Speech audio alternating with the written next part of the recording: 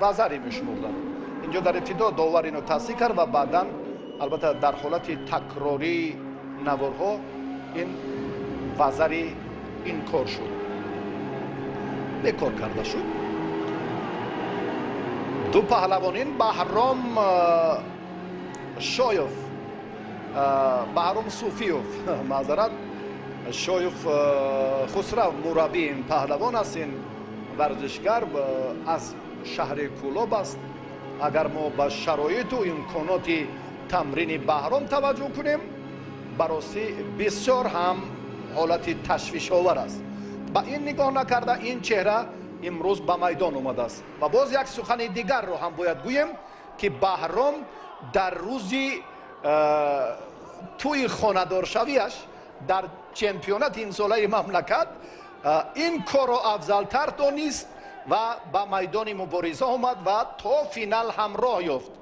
بعد این خرسندی البته بهرام خرسندی بسیار یکگامه است و با این در بنیاد کردن عائله در جاده روزگار و در تمرین ها هم همیشه موفقیت آرزومندیم، نوابسته است نتیجه مبارزه مرحله نهایی که با پهلوان محمد رجبوف حالا رقابت دارند.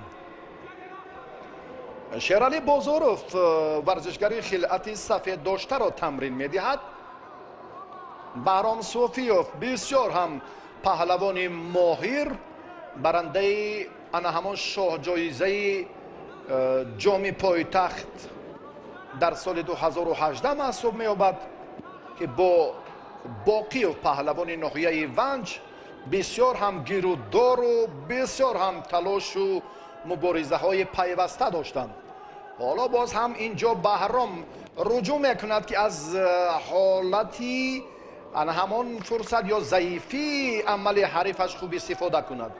اما شیدو من فکر میکنم در روند مبارزه اینجا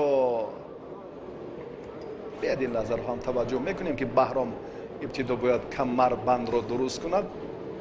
دقیق در ادامه تلاش ها البته اندک افضلی هنری بهرام رو دیدیم، اما باز هم جهت دیگر این اداره و رعایت کردن قاعده های گوشین جدا است. یعنی ستون گذاشتن، یک طرفه حریف رو داشتن، حرکت های دیگر از سری آستین، چندین عمل های است که باعث ناکامی ورزشگر میگردد. حتی میتواند که باز هم عمل های غیر قاعده را هنگام اجرا کردنش از میدان رانده شود. این نه، این امتیاز نیست. متی امری داور قربانوف از شهر دوشنبه، محمد ایسا رجب با خلعت سفید است. این نسبت به بهرام صوفیوف اندک جوانتر است. به میدان آمدن چهره های نو که تحت راهبری شیرعلی بازاروف تمرین میکنن این هم یک پدیده است که لکه جوانان وزنشان تا 66 امروز در نیروسنجی های انفرادی روزی اولی چمپیونات مملکت خیلی زیاد بودند. بهرام اگر این کار هم یک طرفه عمل کند باز هم مشکلی دیگر البته آنها رو در پیش است. دیدید بهرام یک طرفه داشتن این حرکتی که باز هم اندک فعالتر باید بود.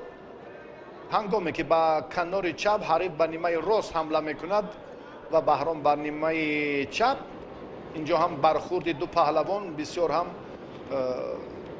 مقابل عقیدند. یعنی در این لحظه ها یکی میخواد سمت چپ رو همیشه اختیار کند و دیگری برعکس. اگر پهلوان دارای متانت قوی در دو سمت باشد آنگاه باز هم جالب و باز هم بهتر نیروسنجی صورت میگیرد. بهرام امکان دارد که از این فرصت انا همین رقیب ناموفق با همین سخن عمومی که یک لحظه دیگر هم محمد ایسا رجبوف جهد و تلاش بهتر کرد. دقیقه آخرین پهلوانی امیدبخش دوشنبه شهر چنگالش را ببینید.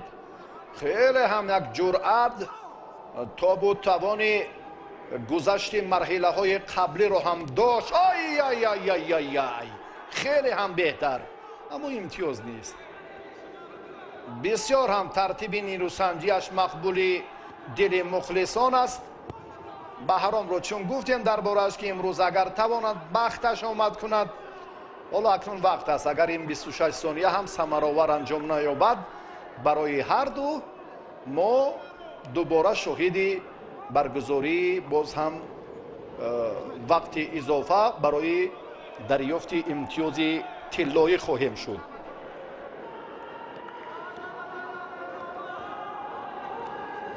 مجمعی بینظیر که نوکک در پایتخت وطن محبوبمان شهر دوشنبه قامت افراخت. بهرام اندک عمل کردش در حالت پرتری آنقدر براسی مقبول نبود. کمربند را ابتدا درست میکند. بهرام باید در حالت راست بودن کاری همون دلخواهی خود را سامان دهد، اما نه، چنین نیست. دوباره رجوع میکند که اندک صورت افزایی در مبارزه پهلوانان نمیرسد. بهرام اورنجی حریف را از این نعمت درست تر داشته است. دستی محمد عیسی رجبوف تصادفاً به سر بهرام برخورد. مبارزه ادامه می‌یابد. اکنون ما البته غالب را وقت معرفی میکنیم که آن نفر صاحب امتیازی طلایی میگردد. بسیار هم حرکت محمد عیسی بهتر بود، اما تا با آخر این عمل خود را رسانیدن نتوانست. اندک حرکت پهلوانان در عملهای پرتری براستی سستر است، هم از محمد عیسی و هم از بهرام صوفیوف. داور هم در این جریان باز هم فکرش رو، نظرش رو باز هم بیان می دارد.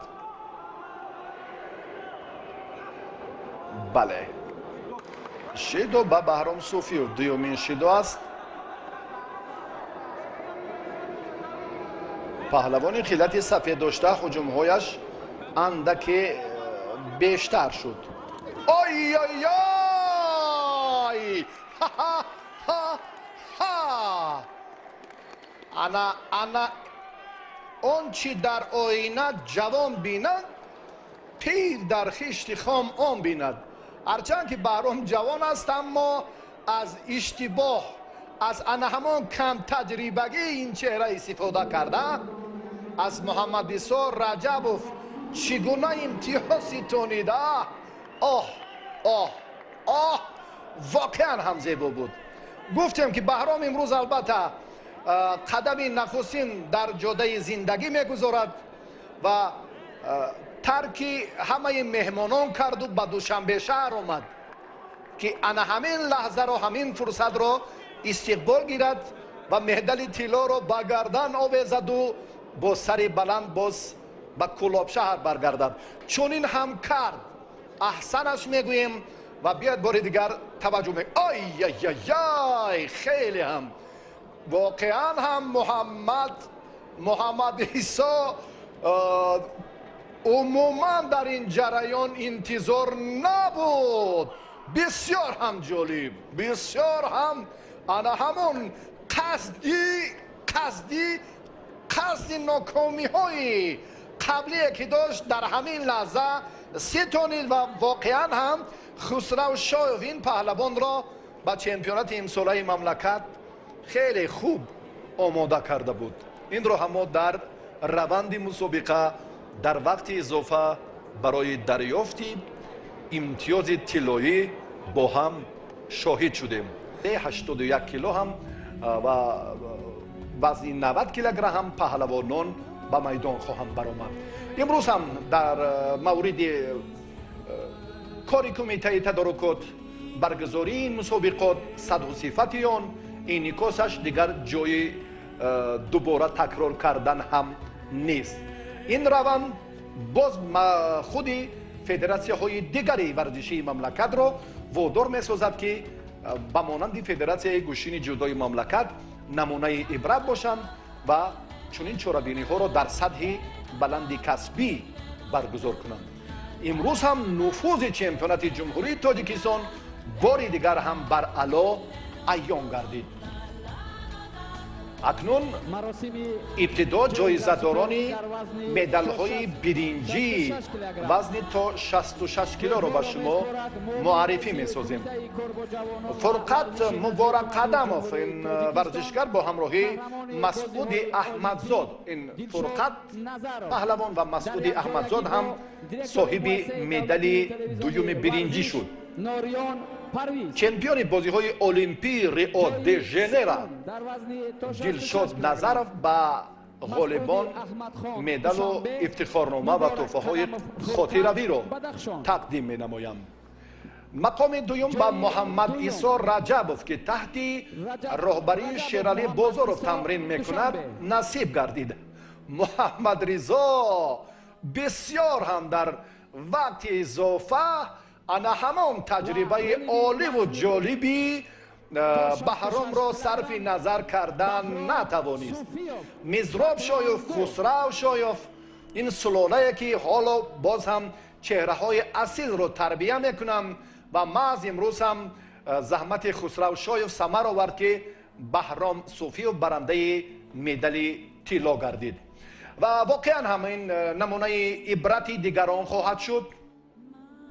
به هیئت منتخب تاجیکستان این چهره ها شامل می شوند و چون در باره برگزاری چمپیونات جمهوری تاجیکستان در روز دوم آن به شما ابتدا هم گفتیم و در خاتمه هم بیان می سازیم که فردا البته ما شما را از رقابت های دیگری پهلوانان در سه وزن دیگر آشنا می سازیم، وزن های 73 81 و 90 و حالا اینجا گزارش مفصل ما از نیروسنجی های اساسی وزن 60 و 66 کیلو از روز اول مسابقات به انجام میرسد. فرصت جالب رو هم کامران نارزاده با همراهی فیروز بختیبکوف در آخرین لحظه های خیر و خوش هم منظور ما و شما کردن. باقی برای توجهتان تشکر دوستانی عزیز که ما رو همراهی کردید و جالبترین لحظه حساسترین فرصت برای بهرام صوفیوف بود که میسازد بهرش کفکوبی کنیم. باقی سلامت و سرفراز باشید.